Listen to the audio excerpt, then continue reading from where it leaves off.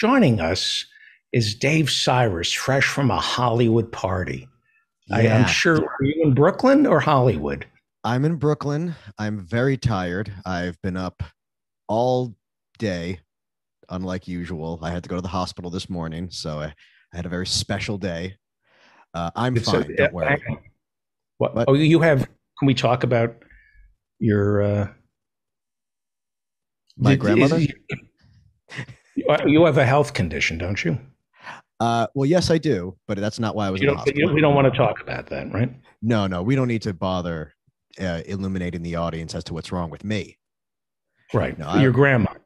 yeah. She's not doing well, so I took her to the hospital I'm today, sorry. and it's okay. Everything's fine. You know, Well, I just like to No, I just like we to wish tell you well. people that it's because they haven't shown me enough attention that she's feeling sick. But Yeah. Yeah. but yeah, I Now, it's fine. is she? Is she? Yeah. Well, let's move She, on. no, we can talk. Yeah, I don't think anyone gives a shit about this. But yeah, no, she's a good person. End of life type of stuff. Ah, I'm sorry that I know that you are a bit of a caretaker with her, aren't you? Yes, I've lived in the apartment above hers for the last 6 years. So I really took care of her a lot through COVID, and since because she got cancer during COVID. So I'm very glad that I got to be there. Right. Right. I wouldn't want her to be alone through all this, especially with COVID. This is almost as sad as my having to say that Jon Stewart show is Mhm. great. I mean, you're I don't know obviously what more emotional about that. I don't know what's Now, sadder. You're going now through with your grandmother, or me having to admit that Jon Stewart's new show is pretty great. he's a good person. What do you want? So you mentioned Dennis Hey. Miller. You mentioned Dennis Yes. Miller, which is actually exactly what I wanted to talk about today. I don't know if you knew that. Oh, okay. Okay. Dennis Miller, I don't know if you know this, a week ago stopped Yes. having a show on RT America. Yes. Now, did you know that Dennis Miller had a show on RT America? Did anyone? Yes. Yes. That was not a fever dream. He is no longer just Bill O'Reilly's sidekick. He had an RT America show, and to his limited credit, um, he quit. That Aura Media, which did his show, and I guess Larry King's show before it, they And Shatz. obviously. Yes, Shatner's. thank you. Shatner's show as well. Shatner and Dennis Miller's shows, which are both under Aura Media, suspended operation. And this is important. They do deserve this credit before RT America shut down. And yeah, you remember when Dennis Miller was Bill O'Reilly's sidekick? He would have him on, and he would have like a topic to come on, and he would do like a watered down version of his old thing. But yeah, I guess he got a show out of it. And RT America, a lot of other people have not been quite as graceful in losing their jobs. I don't know if I should say the name, but there was one host who I've talked to you about before. I met him. I saw him do stand up the day I met you. You were doing stand up with Lee him. Camp. Yeah, Lee Lee Camp. Camp. Lee He's been Camp. on this show. Yeah. We like Lee Camp. We like Did you Lee see? Camp. Did you see what Lee Camp said about RT America being shut down? Let's see.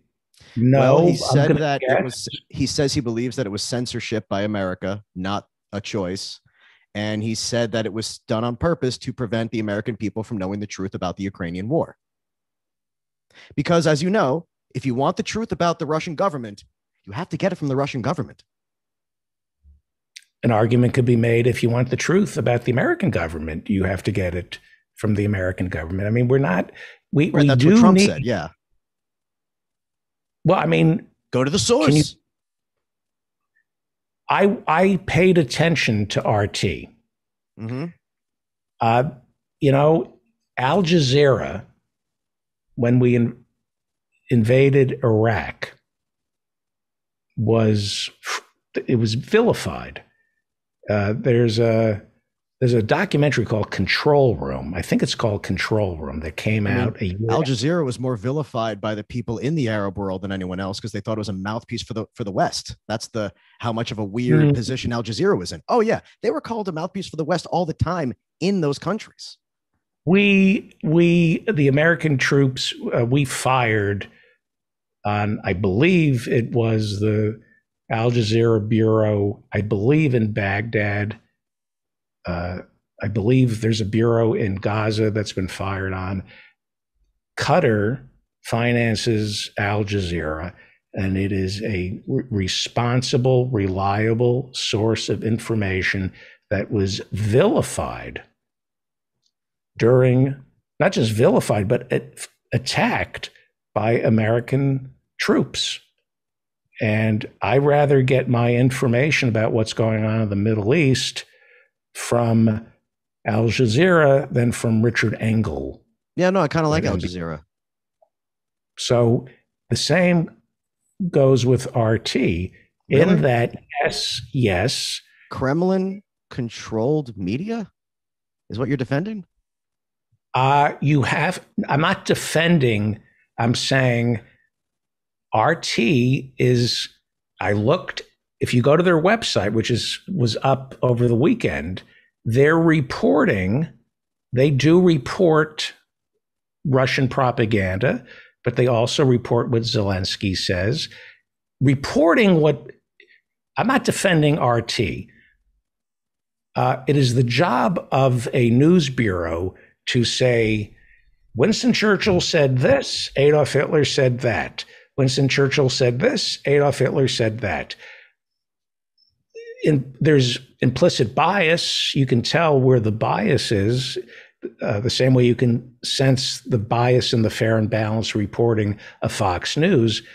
But we should, if America shut down RT, that's America. More RT America. Yeah. RT America. But if our country shut it down, that speaks volumes to how bad our press is. The fact that we have to shut down the quote unquote enemy's propaganda organ when we can't provide the American people with reliable news. You know, the solution to bad speech is more speech and good speech. And we can't respond to Putin, so we have to shut him down. Right. Putin's evil. I mean, you know my propaganda. History with RT. You know my history with RT, where I used to do comedy on them before because I thought they were an independent. I apologize. I want to get to your story in a second. I just want to clarify here because I've been getting email from people who think I'm in favor of Putin and the invasion of Ukraine. I'm not. The first casualty of war is a soldier. And then the second casualty of war is the lie about how that soldier died. That's what I say. They say the first casualty of war is the truth. No, it's somebody died first. And then they lie about it. And America is, I'm seeing reports about the Azov Brigade was it The Nation? The Nation magazine did a whole piece this week vilifying Ukraine and how it's a hotbed for the neo-Nazis in the Azov Brigade. And they link to stories from 2015 to 2000, all their evidence about Ukraine falling under the spell of right-wing neo-Nazis. All the sources come from 2015 and 2016. Got to do better than that to convince me that Zelensky is under the spell of Nazis and that Putin is just when he says he's denazifying Ukraine. That is the drumbeat of Russian propaganda, that this Jewish president was elected by Nazis and is a puppet of Nazis. And I mean, I'm sure yes, I know there is a Nazi problem in Ukraine, like a lot of countries. It's not why he's invading. And look, like I said, you know my history with RT. I did comedy for them many years ago before I knew what it was. I did comedy for the channel because I was asked to, not for pay, but just, do like a little correspondent piece. And if there was a magazine show that seemed like liberal news, thought it was cool. I'm a Russian liberal, didn't think anything's wrong with that. So, and I would write pieces where I would make fun of different, news stories. And then when Russia invaded Crimea, I wanted to talk about that. And I was told, oh no, you can't criticize Putin or the Russian government. We can't do that. And I'm like, oh, I guess I'm never coming back here again. But that might have been an apparatchik, if you'll pardon the expression, speaking for themselves as opposed to the news director. Who told you that? A person in charge there. Of the show, of a comedy Yes. show. Yes. Yeah, people in charge of I believe that's No. true. It wasn't a comedy show. I was doing comedy on a news show. You know, like how CNN will have a comedian on and do like a quick 2-minute monologue. Right. You know, It was a news magazine show. Producers of news magazine shows, many of them are ignoramus, and it is conceivable that he or she, they were doing some preemptive challenge because they thought they were servicing the news director. I've seen interviews with the news director who insisted what you're telling me is an impossibility. I'm not here to They defend. made it very clear. They made it very clear it was policy. We cannot criticize Russia. Okay, what was left of, again, I'm not defending Putin. I'm defending freedom of speech and. Well, don't you think that RT America kind of no longer became relevant once this happened? Don't you think that this war basically became the the day after 2012 date that the world was supposed to end, where like at some point when you bullshit this much, you have to actually pay off at some point. And this is when they didn't, when they go around saying the American media is completely lying about this invasion and Russia would never do this. And then it happens, you kind of get into a position where it's like, why would anyone watch this? Who is the audience for the American propaganda arm of Russia? Hey, because it's for people who thought they were watching liberal news and like, oh, wait, that's not what this is. This is just someone trying to coax liberals into not hating Putin and just kind of giving this sort of light sort of leftism without the tolerance. It's like fiscal liberalism and social conservatism. But have you ever seen RT? Have you ever I was seen on it. RT? Of course. I watched lots of But it. have you ever did you ever watch it? Did you ever watch their documentaries? I didn't watch it every day, but yeah, when I was learning about it, I checked it out. And then when I later found out what it really was, I also watched it because then it was a different thing. It was sort of trying to understand what was going on with this. I mean, look, I didn't have a hatred for Russia. What? Don't you think we need a news organization in America that is hypercritical of the power structure? And you're more likely to see that when you have real journalists. It doesn't matter. I think it does not matter if the core goal is not that what you just said. If the core goal is to support a screwed up dictatorship or to support a country and goals that don't really match up to the values that they're portraying, it doesn't matter. It's like when people say, well, sometimes Alex Jones tells the truth. Who cares? He usually doesn't. So it's invalid. Like, it matters where you're coming from. Alex Jones is different from RT. RT had, Christopher Hedges. Oh, no. RT did have legitimate journalists who meant well. But I think since the Crimean War, RT morphed into something much more sinister and much more driven to defend Vladimir Putin at all costs. I didn't see that. I saw a subtle shift. What little I saw, and then since it shut down, I went on YouTube to take a look at their coverage. I saw a Fox News-like shift, a subtle shift to propaganda. It was very When subtle. you bring people like Scott Ritter on as experts, you are a propaganda network. You are actively just trying. Well, if you can, I'll tell you what. If you're willing not to be, I love you, and I'm not looking for a fight. And especially since the invasion started, I've been trying not to be certain of anything. And I think that's my responsibility, is not to be certain about anything. And if you can dial back the opinion and listen, I'll let you talk to our next guest about Scott Ritter without certitude, without moral or intellectual certitude. Look, I don't know enough about Scott Ritter to have a full scale debate. I'll admit that. I'm not looking. I've I'm not seen looking things he for a said, debate. and I've read things about what he said, and I've read things he said, and it just felt like this guy seems like he's just pushing what Putin wants people to hear. That's what I got. If there's information I don't know, sorry.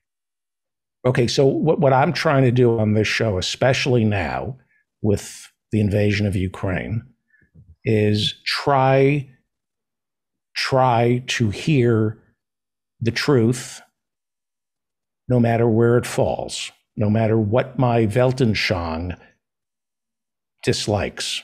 Like when WikiLeaks says, well, even like when WikiLeaks says, we give you the truth, we just only give it about Democrats.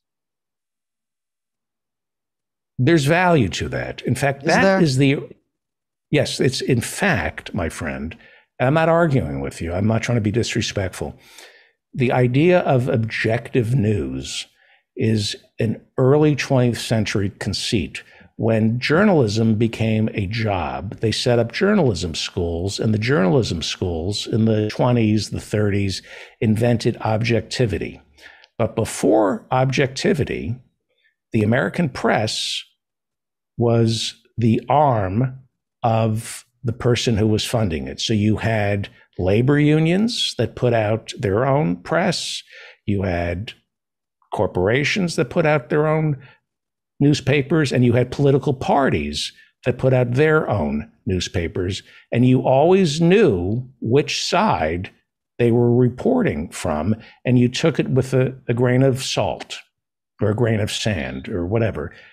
The idea of objectivity came about in the 30s, 40s, and 50s, where we were training journalists. We've reverted back to the norm, which is we think all reporters have inherent bias, and that may be okay. And so there's nothing wrong with hearing Putin's propaganda, the same way there's nothing wrong with hearing America's propaganda. Yeah, I think it's really important what the person informing you has as their goal. Well, we know what RT's goal is, and it's to put America's feet to the fire. I hate Vladimir Putin. I'm rooting for Zelensky. I mean, me too. I mean, I didn't hate Putin, all those years ago Hitler, before. Yeah. I want to know what Goebbels is saying.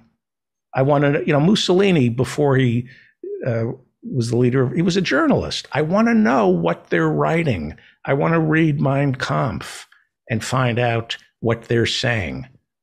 I mean, personally, I'd rather see an interview. I'd rather see a non-curated version of what they believe. I'd rather see them have to say in real time what they believe, as opposed to a curated version where they get to meticulously plan out and know exactly what the message will be and control the message.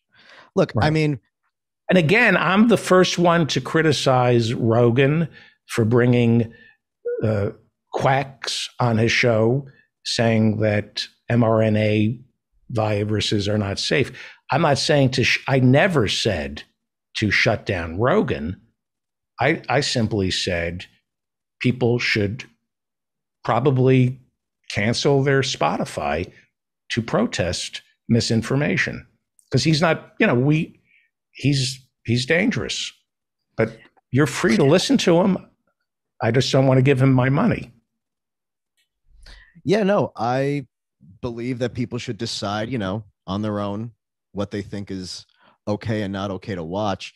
But is there a limit? Is there a limit to propaganda? Is there a limit to misinformation? Is there anything the network could have said that would be over the line, that would say, I don't think this cable station should offer this? Or if just people are complaining, they said they should listen to the complaints and say, I don't want this here. They think that this is damaging. Don't you think history, when you look at America, my country that I love this shithole we call America. I do.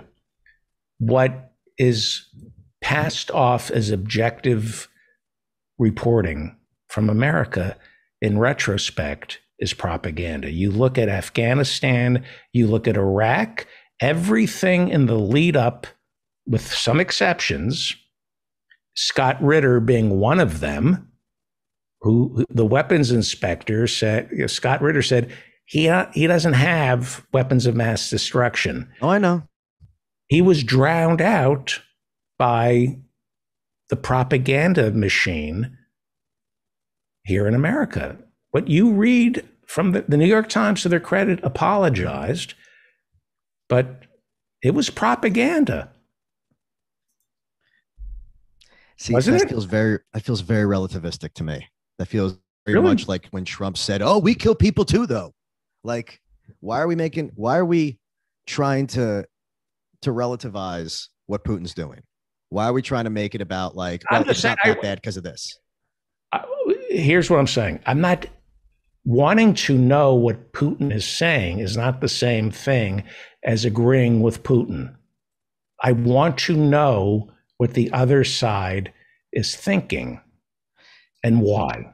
Why are they thinking? That's the problem. I think there's a disingenuous nature to it that just makes me tune out the whole thing, because it's not about, this isn't Russian propaganda.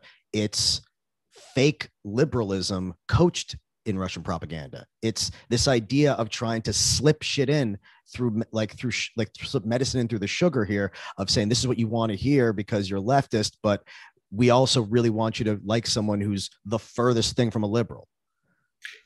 I'm not. I think it's subterfuge. I think it's all. I don't think we're seeing journalism. I don't think we're seeing an opinion. I think we're just seeing a fake reality being presented to us. And yeah, there's lots of propaganda, but there should be, levels of how bad it is, that we can't just say, well, over this, you can do whatever you want because it doesn't matter. You can't get any worse than America is. Let me be clear. It just seems like I am not Tim Pool. Let me be clear here. I am not a crypto fascist who believes that Vladimir Putin is the bastion of white supremacy, that we must protect the Slavic race from the mongrel hordes. We have a right wing in America that identifies Vladimir Putin as the standard bearer of white supremacy. Yeah, and it's weird. They say things like, we should listen to. All I'm saying is, we should be able to hear what Russian television is reporting. See, and the that reason doesn't bother me. I do want to see their propaganda. The reason you're afraid of Russian propaganda is because journalism in America has died. It's on life support, and we can no longer trust America to provide us with good journalism. And that's why we have anti-vaxxers. People do their own research because we've corporatized American media to the point where the only information you're getting benefits the war machine, the pharmaceutical companies, and the health insurance companies. You cannot get anybody on mainstream media to sit down and explain that Medicare for all will actually reduce costs. You see, what I see there can't be heard in America. And so people do their own research and they go crazy and they become anti-vaxxers. Because they do not trust any reporters in America, because anybody who's making a living now as a reporter in America, 95% of them are compromised, and they will not touch the third rails because they'll be fired. Yeah, it seems like what you're describing is a miniature version of what RT America would do, because RT America to me seemed like a bunch of people with transactional ethics who wanted to be stars in this left political world and were willing to sacrifice a chunk of their ethics up as long as they could just basically say, well, if I could do everything but what the problems I would have with Russia, that's enough. That's what it felt like to me. Are you talking about Rachel Maddow and Lawrence O'Donnell and MSNBC? I'm talking about RT America. Yeah, and again, I hate Putin. I do, but the reporters for RT are no more compromised than the reporters we see on MSNBC. When it comes to debt, so you're saying being compromised by Putin and being compromised by America, it's tit for tat. You're saying. I'm saying that when you look at death and destruction, when you look at the 50,000 Americans who die every year because they don't have health insurance, the something like 200,000 Americans who die every year from a medical malpractice that's swept under the rug. Nobody on MSNBC, CNN, or Fox is going to sit down and point out who the real enemy is because they are their sponsors. You are not going to hear about why we should negotiate drug prices. You are not going to hear why Medicare for all makes financial sense for this country. You're not going to hear how you can cure inflation by taxing the rich.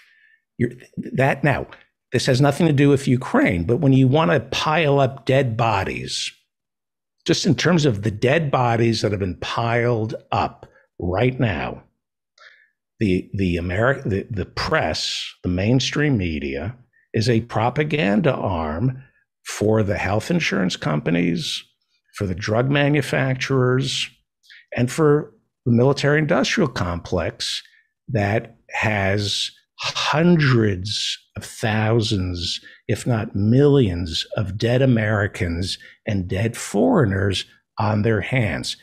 Putin, bad guy. But to suggest that RT is any worse than the propaganda you get from any journalist who is making six figures. When you say worse, hold on. When you say worse, I want you to define that word there. Worse as in more so, or worse as in morally different? I would say that the things that they're, in terms of killing Americans, forget Ukraine. Let's say people. Rachel Maddow, MSNBC, CNN, by not reporting how the health insurance companies, pharmaceutical companies kill hundreds of thousands of Americans every year. By not reporting that, they are a more dangerous propaganda arm than the people who are spewing propaganda on Russian television when it comes to America. As for Ukraine, that's a different story. But there's more blood on the hands of American journalists who refuse to protect their six-figure salaries, who refuse to report on health insurance companies, drug companies, our prison complex, the things they purposely or just are not allowed to report on, where people die because of this. There is more blood on the hands of any mainstream media journalist earning six figures a year in America than Russian television propaganda when it comes to America. Hands down. Well, yeah, I mean, it's a pretty easy analogy to make if you only make American lives count, isn't it? I'll tell you this. I could say that more Indonesian people. Al Jazeera, my friend, Al Jazeera, go watch, I think the documentary is called Control Room. I told you I like Al Jazeera. Yeah, well, they were vilified far worse than Russian television, America was. American mainstream media, from the New York Times to CNN, to Ted Koppel, who was embedded with the invading troops of America. Our mainstream media has more blood on its hands as a propaganda arm for the military-industrial complex than Al Jazeera has. We enabled the illegal invasion of both Afghanistan and Iraq, perpetuate to this day that it was the Taliban and Afghanistan that attacked us on 9/11, which is a lie. There is more blood, Afghani blood and American blood, on the hands of journalists in America earning six figures than anybody from Al Jazeera or Russian television. And that's a fact. That's a fact. Well, yeah, but you qualified it by saying more Americans died from or Afghan American journalism. Yeah. More Iraqis, more Afghans. No, Iraq was really horrible. Iraq was really horrible. But the thing is, I don't remember. That is MSNBC's fault for firing Rosie O'Donnell and Phil Donahue because they were against the war. Not Al Jazeera's fault. Al Jazeera comes from Qatar. Qatar did not invade Afghanistan. Qatar did not invade Iraq. We did, and our media was the propaganda arm for those war crimes. Yeah, and a lot of later war crimes. The world would be better off with Putin, but the world would also be better off without MSNBC, CNN, and Fox News. All right, I apologize. First of all, let me apologize. What I want to do is I want to bring in Peter B. Collins. Yeah. And what I want to do is subscribe to Pacifica Radio's doctrine of promoting peace through gentle dialogue.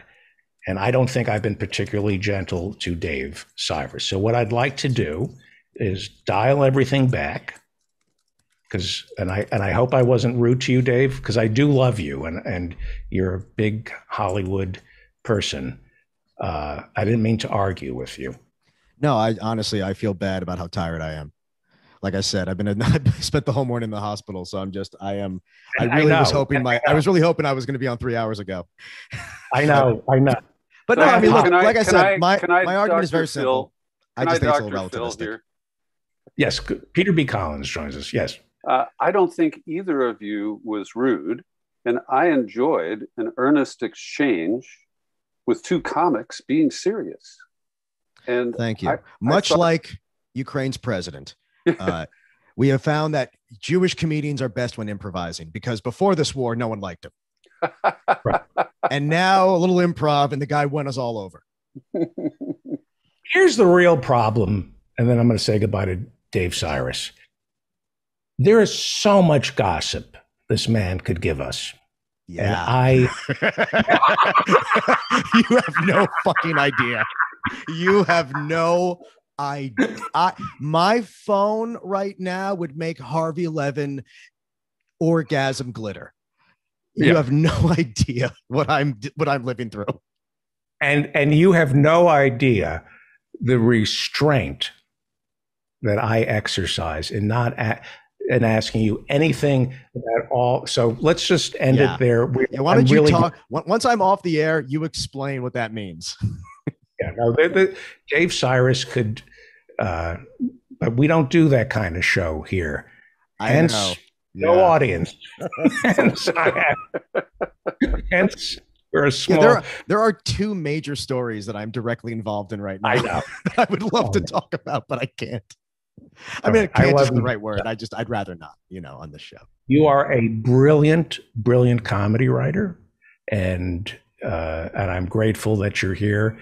And you should be grateful that I don't ask you to do this as often as I do. Yes, thank you, David. I was unfair to you because you're dealing with your grandmother, and I kind of came at you, and I apologize. Oh, hush. You kids have fun. Okay, and Dave, get some sleep, will you? You just what you've described. I'd be exhausted by that now.